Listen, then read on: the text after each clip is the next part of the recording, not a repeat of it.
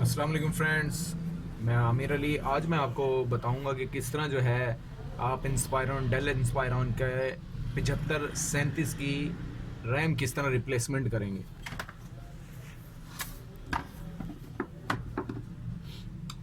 ये इसके 4 पेज हैं बैक साइड पर, ये खोल लें।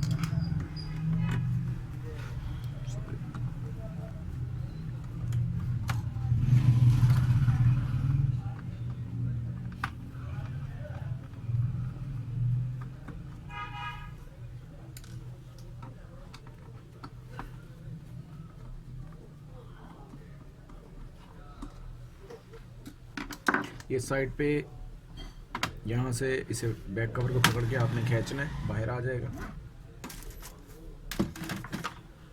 ये रैम है, इसके 2 क्लिप हैं, इसे आउटसाइड करेंगे, ये बाहर आ जाएगी।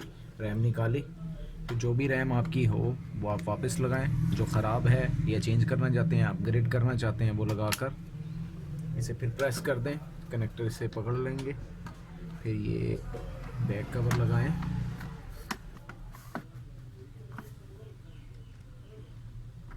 और ये जो पेज हैं इसके दोबारा लगा दें।